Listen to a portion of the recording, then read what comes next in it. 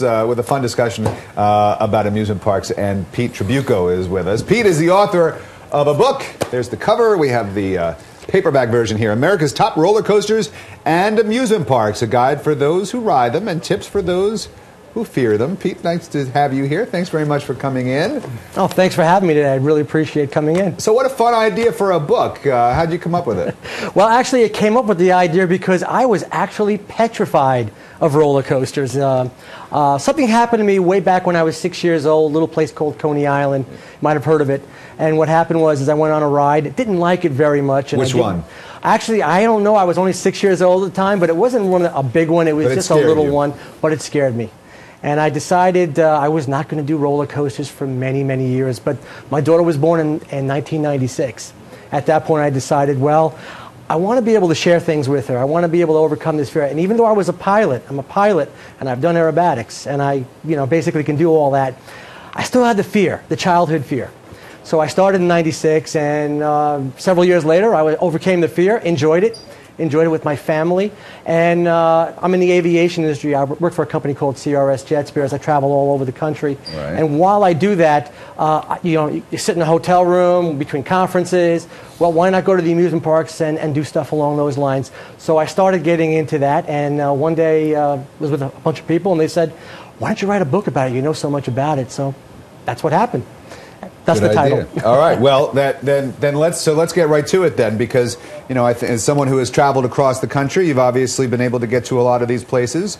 Let's look at the list of the top 10 amusement parks around the United States, and at the very top of the list are the two Disney amusement parks, Yes. the one in Florida and the one in California.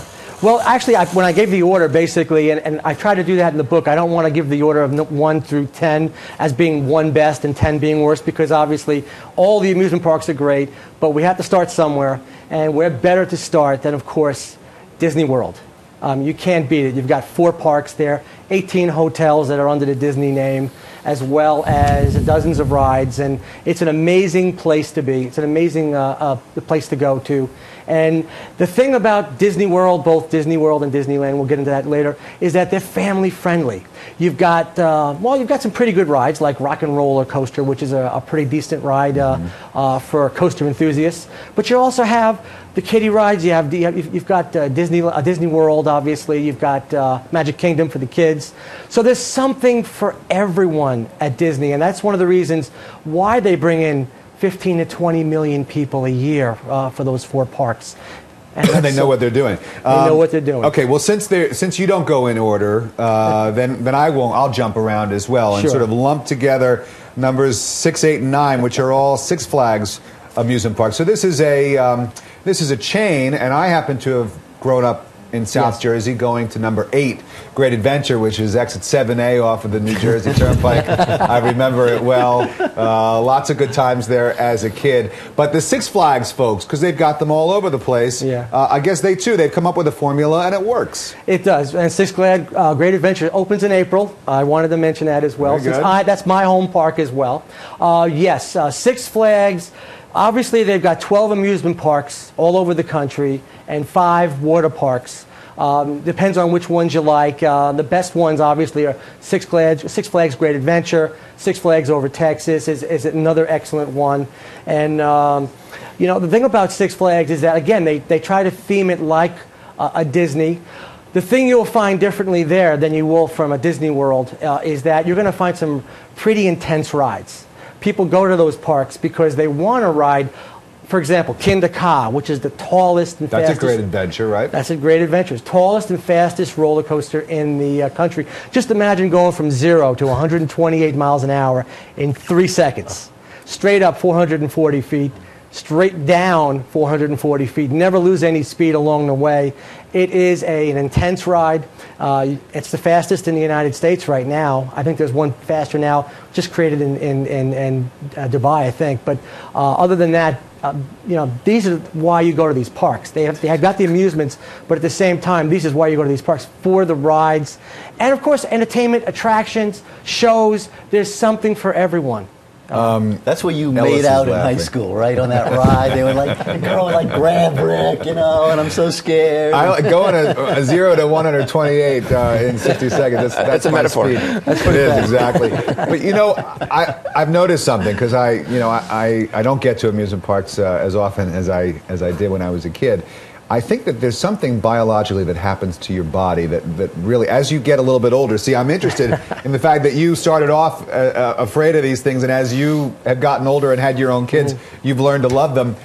My body, my stomach can't take it the way that I used to when I was 16, 17, 18 years old. When you were 16 and 17 years old, you were on wood coasters, and they were rickety, and they shook around, and they were the old steel-type coasters with the big horse collars. And yes, they were pretty rough. Your head got banged up a lot. You're kind of like Rocky Balboa after like 15 rounds. Nowadays, the rides, the manufacturers have put together smooth rides. These rides are so smooth, you come off that ride and you're exhilarated. Yes, you do feel the G-forces, the negative G-forces, and the positive G-forces, depending on what you're doing. But at the same time, you come off that ride, it's extremely smooth. And how I rated coasters in amusement parks was really re-rideability. If you want to go back on that ride because you love it, it's a fantastic ride, and you can't wait to get back on that queue line to go on it again. That's a good ride. Some rides I've been on, like yourself, they're rough. You get off them. My wife's a chiropractor, and a lot of times I've had to use her services. She should stand stand outside of the line and just hand out her business cards. All right, let's take a look at some of your picks for the top roller coasters. We'll start with the steel ones, and then we'll go to the wooden ones as well. I mean, I remember the Super Duper Looper at Great Adventure, and that was one that I just kept going. Got off it and then got right back on the line. Yeah. But I guess these are some of the newer ones. Cedar Point, is that in Ohio, Cedar Point? That's in Ohio, Sandusky, Ohio. It's on a peninsula. I've been to that amusement park. That's a fun place to go. So they have the Millennium Force, and then Six Flags New England, Magic Mountain, Six Flags. So these are some of the best. What makes these the best? Well, again, re-rideability on these roller coasters. Millennium Force, it might not be the tallest anymore at 300 feet, or the fastest at around 80 to 90 miles an hour. But what it does have, it's a long ride. It's got re-rideability. It you can ride it 10 times, and you're going to get the same thrill on the 10th ride that you did on the first ride. And that's one of the things. Plus, it's extremely smooth. So that's why that made my list.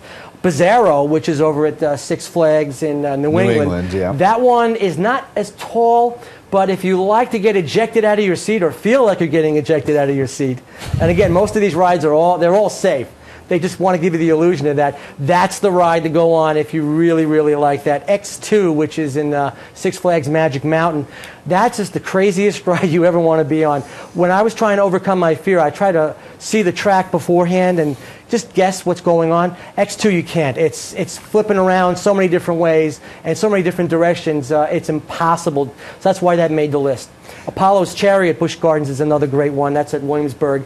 Again, a very tall, fast coaster, very smooth. And of course, Kinderkal we talked about. The wooden roller coasters, and these are more old school. Are they still building wooden roller coasters? Yes, they are. And those wood coasters now are getting almost as smooth as those steel coasters. I mean, we've come a long way from rides that, by the way, a great ride is Cyclone in Brooklyn, the Cyclone. But it's a rough ride. Coney Island. 1927 that was created. And of course, Charles Lindbergh was boasting how great it was. And it is a great ride, but it's rough. The new list that we have are rides like Thunderhead over at Dolly World and Pigeon Fords. Great smooth ride. Again, basically, you're on a wood coaster, you're moving pretty fast, but at the same time, you're not going to come off with a back or neck injury, which for me, being an older person, is important. Boulder Dash, Lake Compounce, another great ride. Yep. That's in Bristol, Connecticut. Fantastic ride. It actually follows the curvature of the mountain, so you don't know what's going on there. Ghost Rider, that's at Knott's Berry Farms in California. Another great ride, and it's kind of like a head chopper. You know those old rides, if you go through and there's something above you and you try to put your head down? Boulder Dash, that has plenty of head chopping business, so you see a lot of people trying to duck. El Toro. 4 or 5. I'm just going to go through the rest of the list here. El Toro at Six Flags Great Adventure. Great ride. And the Texas Giant at Six Flags Over Texas. I'm going to go back now. Sure. I really feel like I'm ready for this again with Great Adventure opening in April.